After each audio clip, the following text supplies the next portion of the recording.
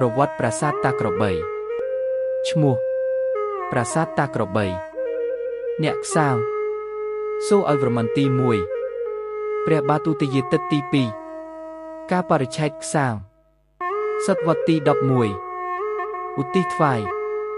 ព្រះឥសូរព្រះវិស្ណុស្ថាបត្យកម្មខ្មែរទីតាំង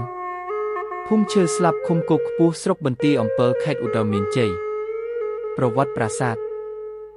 តាក្របីឬប្រាសាទតង្វាយជាស្ថាបត្យកម្មខ្មែរចាប់ពីសតវត្សទី11ដល់ទី13ក្នុងរាជ្យព្រះបាទសូយអវមមទី1និងព្រះបាទទូតយាទិត្យវមមទី2ដើម្បីឧទ្ទិសដល់ព្រះឥសូរដូចគ្នាទៅនឹងប្រាសាទព្រះវិហារប្រាសាទតាមាន់ធំប្រាសាទតាមាន់តូចដែលស្ថិតនៅលើជួរភ្នំដងរែកគេឈ្មោះប្រាសាទនេះចាប់ផ្ដើមល្បីល្បាញក្រោយពេលមានការចុះផ្សាយរបស់បណ្ដាញសារព័ត៌មានក្នុងពេលកាលពីប៉ុន្មានសិបឆ្នាំមុនថាកងទាហានកម្ពុជានិងថៃមានការវាយប្រយុទ្ធគ្នាដើម្បីគ្រប់គ្រងប្រាសាទតាក្របីនេះប្រាសាទតាក្របីមានចម្ងាយប្រមាណ85គីឡូម៉ែត្រពីទីរួមខេត្តឧត្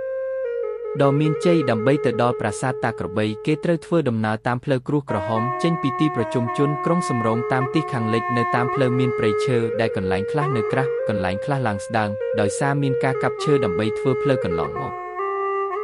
នៅលើប្រាសាទតាក្របីមានទាហានថៃនិងទាហានខ្មែរយាមល្បាតការពារនៅតំបន់នោះពីព្រោះប្រាសាទនោះនៅគៀកព្រំប្រទល់ដែនកម្ពុជាថៃនៅលើប្រាសាទតាក្របីមានទាហានថៃចំនួន2នាក់អង្គុយនៅក្បែរប្រាសាទចំណែកនៅក្បែរនោះដែរមានទាហានខ្មែរចំនួន3នាក់ក៏ដើរល្បាតជុំវិញប្រាសាទតាក្របីដែរទាហានខ្មែរនិងថៃទាំង5នាក់នោះមិនឲ្យមានកាន់អាវុធឡើយទាហានខ្មែរមួយរូបដែលសុំមិនចេញឈ្មោះបានឲ្យដឹងថាការយាមល្បាតនៅក្បែរគ្នារបស់កងទ័ពទាំងពីរប្រទេសនេះគឺធ្វើឡើងដើម្បីសម្រួលកុំឲ្យមានការប្រឈមមុខដាក់គ្នានិងមានភាពតានតឹងរវាងគ្នានិងគ្នាប្រភពទាហានខ្មែរបាន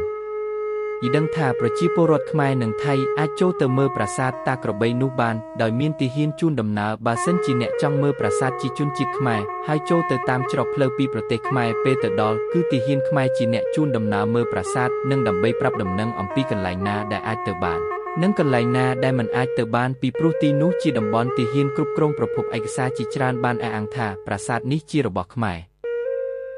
លោកសម្បូរមាននារាជាសាស្ត្រាចារ្យប្រវត្តិសាស្ត្រនៅសាកលវិទ្យាល័យភូមិន្ទភ្នំពេញនិងសាកលវិទ្យាល័យបញ្ញាសាស្ត្របានមានប្រសាសន៍ថាតាមប្រវត្តិសាស្ត្រប្រាសាទតាក្របីសាងឡើងក្នុងសតវត្សទី11និង12ដើម្បីឧទ្ទិសដល់ព្រះឥសូរលោកសម្បូរមាននារាចំពោះទស្សនៈនៃការកសាងប្រាសាទជាទូទៅប្រាសាទទាំងអស់កសាងឡើងដើម្បីគោរពចំពោះអាទិទេពបើអាទិទេពជាព្រះឥសូរគឺគេឲ្យតម្លៃទៅលើព្រះឥសូរបើគេគោរពព្រះវិស្ណុគេឲ្យតម្លៃទៅលើព្រះវិស្ណុក៏ប៉ុន្តែចំពោះទស្សនៈខ្ញុំប្រាសាទនេះគឺឧទ្ទិសថ្វាយចំពោះព្រះឥសូរច្រើនជាងប្រាសាទតាក្របីមានឈ្មោះពិតតាមទស្សនៈខ្មែរឈ្មោះប្រាសាទព្រះដង្វាយ